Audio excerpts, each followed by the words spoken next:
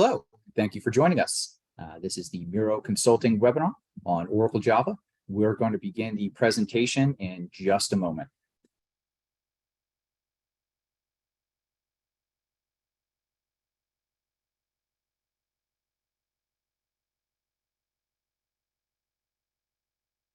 Again, if you are just joining us, thank you very much. We will begin the presentation in just a moment. We're just going to give everyone a chance to log in.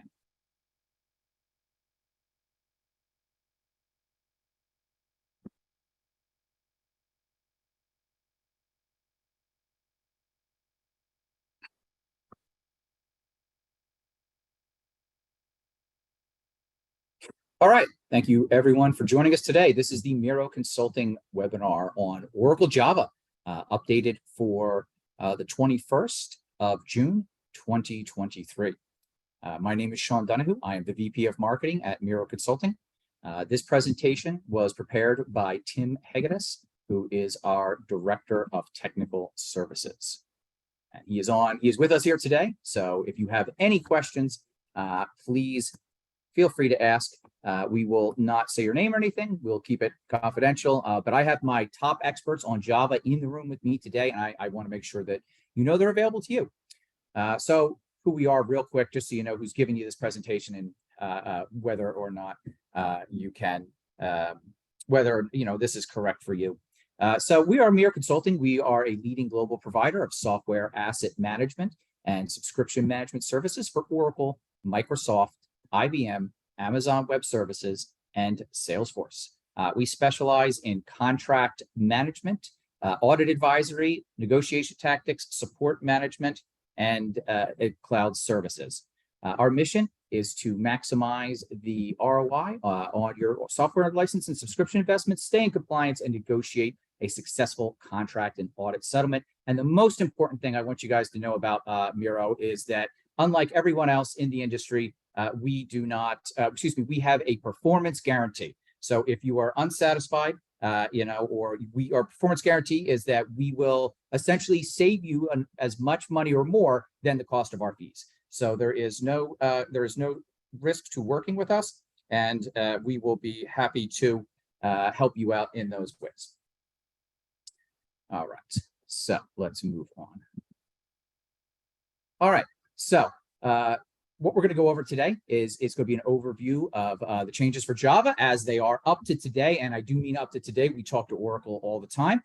We find out ahead of time, sometimes ahead of time, what's going to happen, sometimes with everyone else. But we keep our ear to the ground. Also, we have done this for dozens and dozens of clients. So we have a lot of expertise at this. We're going to go over what the Oracle costs are, what the rules are, what the agreements are, what you should do, all of those types of things. And hopefully you will have a clear understanding of what your options for your organizations are, what the threats are, what the opportunities are, and how you can make the best decision possible for your organization. And I will also just jump in here and say, we have sort of an estimate of where we think Oracle is in terms of going through its client base and its non-client base. When I say non-client base, I mean simply Java is the only thing you own that is owned by Oracle. It's the only thing you use owned by Oracle. So if you use other Oracle products, we think Oracle is somewhere around 10 to 20% of the way through either calling up their clients for subscriptions, getting them to subscribe, or auditing ones if they aren't answering their phone or aren't answering emails. So we think it's about there. So if you are an Oracle customer, you definitely want to get out ahead of this. It is definitely coming sooner than later for your organization. And if you're not an Oracle customer, the risk is not zero. They are starting to do that more and more. So that's why I wanted to say, if that's where you are, you should be aware. Also, if you're in government, if you are anything to do with government, definitely you are probably sooner than later. So let's keep going. All right. So I have a quick poll for the audience. And the first one is essentially, here it is. We're going to launch it. And it is, have you been audited for Java? This is a anonymous poll. So the question is, have you been, has Oracle contacted you? Has a sales rep contacted you? Have you gotten any sort of emails that say, hey, what are you thinking about doing for your Java subscription? And we're going to put all this data together, and we're going to eventually be able to push it out there so you can see what companies like yours are, but I'm only going to send you the data if you answer my question. So I'll give you another 10 seconds. If you want to get this information, we're going to send this report around. Please answer my questions now so I know who should be getting the responses. All right, that's it. We're going to close this poll now. Thank you very much, guys. We really appreciate it. All right. So let's keep going. And we're going to take this. We've done this webinar a few times. We're going to compile all the results from all the times we've done this and send it your way. And then we're going to do one more here real quick before we go on. Excuse me. Go back one. Too far. All right. And let's see here. So what are you guys planning on doing right now before we even start this? This is why it's great, because I always like to find out what was your plan before my webinar, what's your plan after my webinar. So again, one more time, if you have a current plan, what is your plan? Because right now you've got options. And, I like to see what's the difference between, what people think before and after. So again, if you want these results, if you want me to send you all this compilation so you can get a really good idea what your fellow peers in the industry are doing, please answer my poll. And because I only share information with people who share information with me. So I'll give it another 5 seconds. I really appreciate it, guys. Thank you very much. We'll take it down now and we will get back with the presentation. All right. So moving along. All right. Let's talk about how this all started. In January 2023, Oracle made the newest announcement. So originally it started in 2019, January 2019. Oracle announced Java would now require a license. What really changed recently for you guys here is in 2023, Oracle decided instead of trying to figure out how many installations of Java you have, they just want to license your employees. So instead of caring about where you have it installed, they're actually just want to say, okay, how many employees do you need? You have because that's how many licenses you have. It doesn't matter if they don't use Java. It doesn't matter if they don't use a computer. If they use a rake and they rake your lawn, if they're your employee at your building, they need a Java license. You can see right here on my screen, I give the exact definition, but keep in mind, it doesn't just say employees. It says temps, it says agents, it says outsourcers, contractors, consultants. It says basically everything but your dog. So keep that in mind. Don't think it's just employees. If you have some pseudo sort of employee who works for you, they're going to count that. So let's keep going. All right. So what exactly did change? Well, the old metric was called the per processor, or NUP, which stands for named user plus. That basically was per processor was basically for your servers, and named user plus was for more individual type machines. It's not really important now because they moved over to a new per employee metric, and you could see the costs here on my page, and that is the monthly price. I think I always forget. I'm pretty sure it's the monthly price. I got that right. So anyway, you can see you get a great break if the more licenses you buy, but clearly it's not a $0 expense. It could really add up if you have a lot of employees. Now, there's a very good chance a lot of your employees, if they work at laptops, they use Java anyway. So it's not that crazy, but this is how it's based now. Now, one of the secrets I can give you guys, one of the things I can offer you is in certain circumstances, we may be able to get you the old per employee metric. So if that's something that you thought to yourself, hey, I really wish I could, the old per processor metric. So if that's something that you thought, wow, if I could only just have gotten that old per processor metric, I would be happy and I'd be ready to subscribe now, give us a call. I'm not saying I could do it for everybody, but some people in some circumstances, we might be able to get you the old license and subscribe under the old metric. And if you're asking yourself, what happens if I already bought subscriptions, if I already had a Java subscription under the old metric? You're good. You don't need a new one. You don't need to worry about per employee at all if you already subscribed to Java. All right. So, okay, I just was kind of went over that again. If you already subscribed, you don't need to. And like I said, you might be able to. And again, if you got Java included as an Oracle product, that's not something you don't have to worry about its usage with just that one product. I'll explain more of that later. Okay, how does it know? How does Oracle even know you have Java? Right now, of course, we all know Java is pretty ubiquitous, but how is Oracle sure you have Java? Well, that's a very simple answer. Is Java phones home and says, "Hey, Oracle, it's Java. Come pick me up. I'm at the movies." Now, but so Java does. So Java calls Oracle, and this is nothing nefarious. This is just Java going, "Hey, should I be updated for security reasons? Do you have an update for me?" So it's not doing anything abnormal, but that also enables Oracle to just look at the server pings and say, "Oh, okay, this IP address, which corresponds to this server in this company, it's asking for Java updates, so they must have Java installed." And that feature is installed when you install Java, that feature is turned on by default. Obviously, it should. It's a security feature. If you have questions about how to turn that off because you want to run your own security, we can help you with that. But I would not advise you to just turn it off and leave it off and say problem solved, because you won't be getting any security updates. One of the most important things I want to tell you here is, let's say you go to all the work of installing a free version of Java, it'll update itself right out of compliance. It will update itself from a free version to a non-free version. Again, if you want help with making sure that doesn't happen, we can help you with that. All right, so let's talk about the older versions of Java, just so we can make sure we're straight. So the only ones we really care about in the modern era are 5, 6, 7, and then 8 is the last of the old Javas, is the way to think of it. And you can see Java 8 is the sunset release, and that will terminate till 2030. So those are the older ones, but they're still in development. In particular, those 5, 6s, and 7s, you might see those in embedded applications. So if you're a type of organization that has a product that you sell, like a software product, it might have Java. It might have one of these older versions of Java. But we have some good news for you on those. So of 5, 6, 7, 8, how do you tell which version is paid and which isn't? And this is where I will stop everyone and just mention, I know that, you know, you guys are smart. You don't go to just my webinar. You go to my competitors' webinars. You do your own research. If you go to any of my competitors and they don't show you structured data like this, they don't know what they're doing. So this is very specifically the last freed and last paid version. And if you are, I'm sorry, I should have mentioned earlier, if you are scribbling all this down like crazy, do not bother. Absolutely don't bother. At the end of this session, I'm going to send you a guide. It has every single table in this thing. It's going to have all the information, all the numbers. So don't worry about it at all. Just sit back, relax. We'll take care of you. We'll send it to you right afterward. So I want you to pay attention here. There's gaps too. So you can see here, yeah, 22 to 23, but you can see for 8, there's a gap between 202 and 211. And there's essentially the ones in the middle never got released, I think is what it is. But this is how you tell. So only with these versions of Java, it depends on the update number. All right, and you're going to see a couple terms in my next slide, so I just want to make sure you understand what they are. Java are supported in long-term, short-term versions. So like if you're the kind of company who is embedding this in your software, you're using a long-term version of Java. If you're doing rapid Java development, you want the latest, greatest, you probably want the non-long-term version. You think they could put out short-term, but whatever. And the important thing to know here is that when the next short-term comes out, the old short-term typically does no longer support it, and you have to upgrade. So let's talk about the modern Javas. And this is what I mean by, don't worry, I will send you all this information. So like I said, 7 and 8 are still free as long as you have them at the correct update or lower. And they'll be in extended support.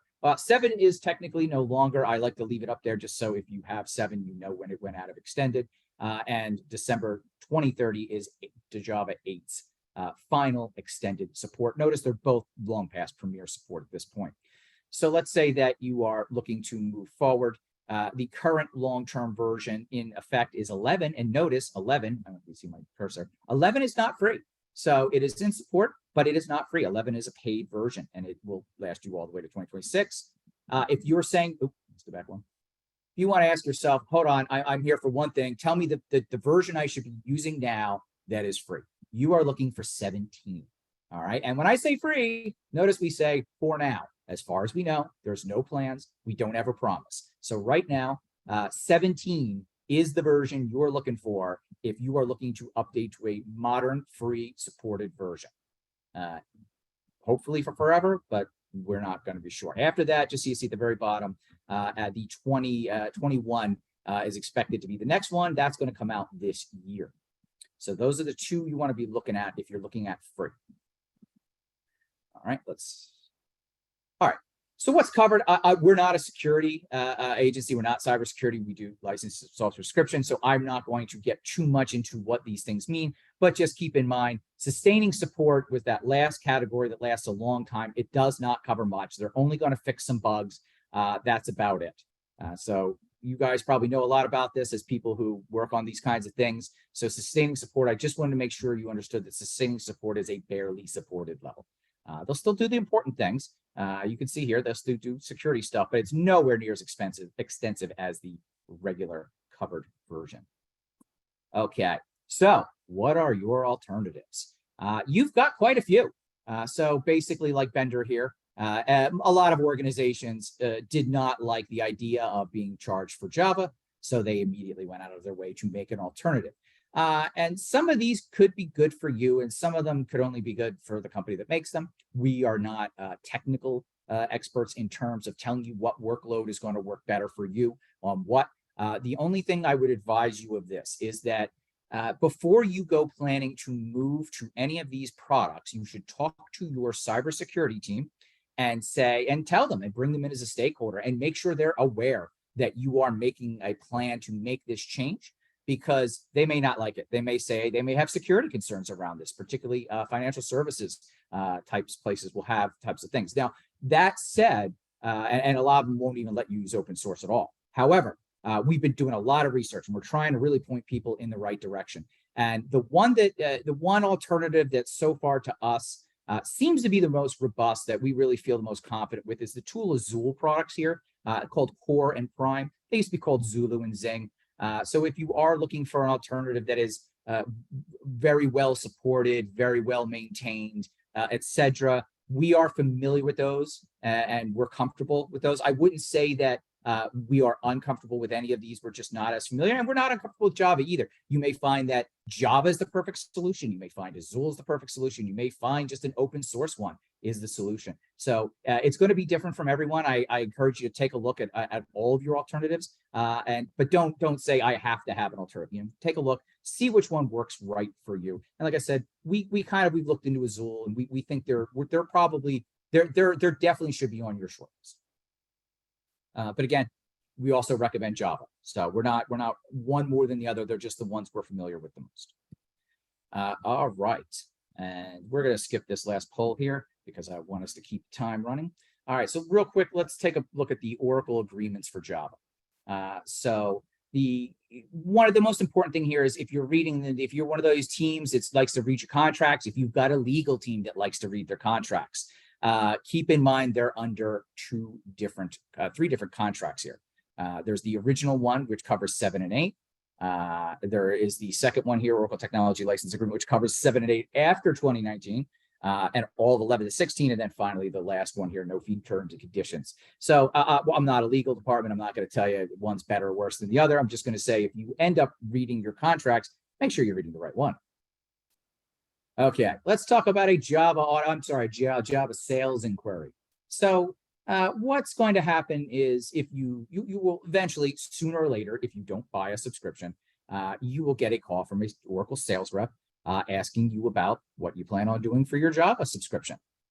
It is not typically as formal as a normal. So if you're Oracle Audit, so if you're used to the regular Oracle Audit, the kind where you get a letter in the snail mail that says, this is from, it used to be called LMS, License Management Services. Their new name is GLASS, Global License Advisory Services. So just because you didn't get the formal audit letter does not mean that they are not looking. And more than a normal Oracle audit, if your sales guy is calling you up, it's time. They're not going to go away. They're not going to just get your voicemail a couple of times and give up. So you can see here the method change. They're going to ask you how many employees you have. It's very likely you work at an organization that they can look it up. And they're kind of asking you because they want to see if it changed since the last data they found on you. And that's really all they're going to need. They're going to assume that it's not going to be that tough for you to find how many people work there. Again, I want to talk about risk. You got to right now, it's when you ask yourself, can your users upgrade their own Java versions? Do you have that turned off? Because Java will prompt them to say, hey, you should upgrade me. And if your user doesn't know, they're going to upgrade themselves right out of compliance. And the thing I really want to stress most of all here is that don't struggle to learn how to do this the one time you're going to learn how to do it. The one time you're going to do it. Don't fall into the pit traps. Get expert assistance. If it's not me and you find you've got some other person out there, that's great. Just don't go it alone. That's the number one thing I want to advise you. All right, so let's talk about the biggest gotcha in the entire thing. And the biggest gotcha is, if your plan was to buy a 1-year subscription, figure out what you're going to do, get off Java, and then be done with it, your plan isn't going to work. Problem is if you buy a 1-year subscription, my bottom row here, Oracle charges you back to 2019 in addition to your 1-year subscription. So your 1-year subscription is a 4 or 5-year subscription back, depending on when you finally get your contract done. So again, there is no real there's a 1-year forward facing, but it's also retroactive. and they're going to ask you for the money. If you get a 3-year contract, you can get up to, they're still going to ask for the money, but they're going to ask for about 50% of it. You sign for 5 years going forward, you're going to get a discount. You're going to get no additional terms. You're going to get no back fees. You're going to get none of that. So you can see which one Oracle would rather you do. And you might look at this and say, oh, wow, maybe it's just easier just to get Java and go forward. You might say, I don't want to do that. I want to get something else. So again, this is my big takeaway here, is that these contracts, the 1 years and the 3 years, they have back usage fees. We're going to skip that because we're going to keep moving real quick. I'll do one more at the end. So the conclusions, the takeaways, do you have Java at your organization? Unless you have gone through and specifically removed it, the answer is almost certainly yes. And when I say you have it at your organization, I want you to think past in case we go back to an old metric. You should know where it's installed in case you want to get off it completely, because you might have a handheld device. You might have a cash register. You might have things you're not thinking of are computers, but they still have Java. The joke I heard one time is if you get a birthday card that sings to you, it's probably got Java in it. So be very, do your due diligence. Look everywhere to make sure, because if you have it, Oracle might find out. And if you have it and you don't think you have it, that's a problem. So if you think you don't have it, make sure you think you don't have it. Make sure of that. If you get a proposal from Oracle, carefully look at it, carefully review it, get someone to help you look at it and review it. Oracle's proposals are typically very fair. We generally do not have great concerns. Usually it's just a misunderstanding between a client and Oracle about what a term means or what the client intends to do with the license. Are they planning on using it in a way that you actually can't use it in the contract? So again, look, Oracle's not trying to cheat you here or anything, but we've seen a lot of organizations, they don't know that. We've seen organizations where they get the IBM person to sign the Oracle deal and some of the terms are different, and massive problems end up happening with that. So really what you want to do is you want to see what's it going to cost to do what's it going to cost to just buy the subscription, what's it going to cost to do an upgrade, what's it going to cost to move to an alternative, and see what your team thinks. Like I said, bring in your stakeholders, especially your security team, especially your IT team. If you're a finance person and you're here because you're worried about the expense, to make sure you bring in other people before you make plans to do something they might object to. And with that, I will just close it out with one last poll here, and then we will get to our questions. If you guys have any questions at all, this is the time to get some free advice. And again, if you have a complex question, I might have to answer with, it depends on your situation. We need to, look into some things and ask you a couple questions. We have a lot of times our answers are, it depends. So here's my final question. Have you looked? Have you decided? Have you checked? Do you have your head in the sand? Where is it? Where is your Java? Do you feel comfortable even with your tools that are looking for it? And again, you answer one of my questions, and I promise you, I will send you all this information as soon as we compiled it. We probably have a couple hundred answers at this, couple hundred people's worth of answers at this point. So all across the board, we probably have a couple people who are like you. And if you want to call us up and say, hey, what does an organization like mine do? With my specific circumstances, we've done dozens and dozens and dozens of these. We know what your organizations like you do. We know what the organization, what the smart move and what the not smart move is. So again, if you got specific questions, we would love to help you with that. I'm going to end this. And right now, thank you very much, everyone. And I'm going to jump over to our question and answer period. So let's get to that. Let's see here. Launch my Q&A. Okay, so our first question is if I bought an Oracle product that includes Java, do I get to use Java or do I have to subscribe to it? Now, this question confuses a lot of people because they hear the answer, nope, you're fine. And that's not true. That's something that you will read online. It's a more specific answer. And the answer is, let's just use Oracle product XYZ. I'm not going to name one because no, my luck, I'll pick one that doesn't use Java. So Oracle product XYZ, let's say in Business Suite. And it uses Java as part of its functionality. It won't run without Java. So what happens is you don't need to subscribe that Java. You don't need to buy additional Java subscriptions if that is your only usage in the entire organization. If your Oracle product came with Java, you don't need a license for that specific usage. However, that doesn't mean you can use Java in anything else. It doesn't mean you're covered across the board. It only covers that one product. We have a question: what are the paid versions of Oracle versus the free version of Oracle? It depends on a lot. We covered it earlier. I'm going to send you a guide. The answer is like 5 tables of information. So you'll be able to reference that pretty easily and see, depending on which version you have, what's your situation now, and what should you be moving to if you're looking to move to a free one. But that was a couple of slides ago. So that's essentially the answer to that question. Let me see if I have another one here. The next one is, essentially, well, this is kind of, I covered it earlier, it must have been missed. What happens if my employee doesn't use any sort of technology at all? They still need a Java license. Oracle's still going to count them. So if you're the kind of organization who's, for example, let's say you're a custodial organization and you have janitors that you send to buildings and none of them use computers, well, you still need to license them for Java, technically. So that's how it works.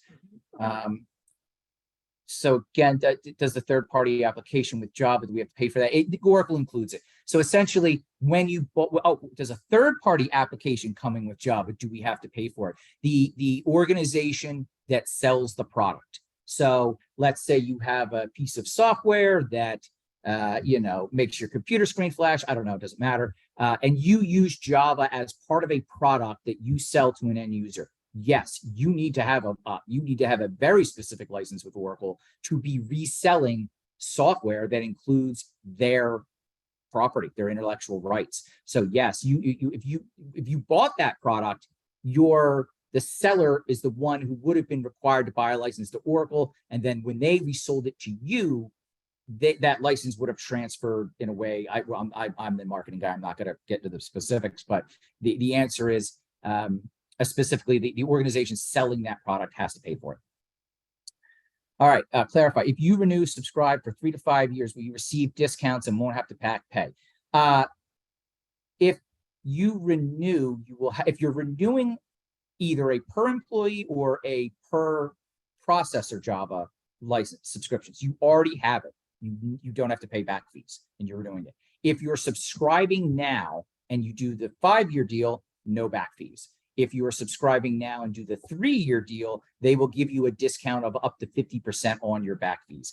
In fact, I will quickly pop back to that slide here it is. So this is the slide. Effectively, you can see here that the 5-year deal is the only one you're not paying back usage for. And it's up to 50%. It is not always guaranteed that. Okay. What if a user using Java client for Oracle EBS and for other product too, same client machine, they need a Java license? So if it's not another product that came with Java, as an Oracle product came with Java, so if they're using Oracle EBS and I don't know, let's say Microsoft Word, I don't even know if it has Java in it, but if they're using another product with Java, then yeah, they do need a license. Let's see here. Person asking about the person who's asking me about database metrics, your question is, it depends. So we'll give you a call right after that and see if we can help you out. And let's see the next one, and then we're gonna have to wrap it up. So if you have any questions left, please get them in right now. The last one, no, that's it. So essentially, I already answered that one. All right, I'll give you another 10 seconds. Again, if you have a last question, please get it now. You feel free to contact us afterward. We would love to speak with you. We can help you understand what other organizations are doing in terms of their Java and what we think are possibly decent answers for you. And again, if you need technical help, if you're in a situation where you don't feel that you are confident doing a search of your systems for Java, we can definitely help you out with some partners we've worked with many times in the past. They can help you do all of that kind of technical analysis. We have one more at the last minute. Under Oracle binary code license agreement states it can only use for testing. That's one of those, man, it really depends. So tell you what, we'll contact you afterward, because if I give you an answer now, I'm probably going to get it wrong. So let me give you the right answer and we'll contact you right after this and take care of you. Other than that, again, look for an email from my team. We're going to send you a wonderful Java licensing guide. It's going to have all the information we had here. Somebody asked me when we can expect the slides. I don't tend to send the slides. What I'm going to do is I'm going to send you a guide, a PDF guide. It's just to make it easier for you that has all the tables of information. Plus, I'm going to send you a link to a recording of this webinar where you can then review anything you want to. Again, you can fast forward it. It's going to be up on our YouTube channel probably tomorrow morning because it takes a little bit of time for us to process it. So I will probably have you with both the guide and the guide and your link are going to come either tonight or sometime tomorrow in the morning. And that concludes it. Thank you guys for staying. I really appreciate it. Again, call us up if you have any questions. We'd love to schedule a meeting with you. This was Miracle Consulting's webinar on Java. Make great decisions. Have a great day.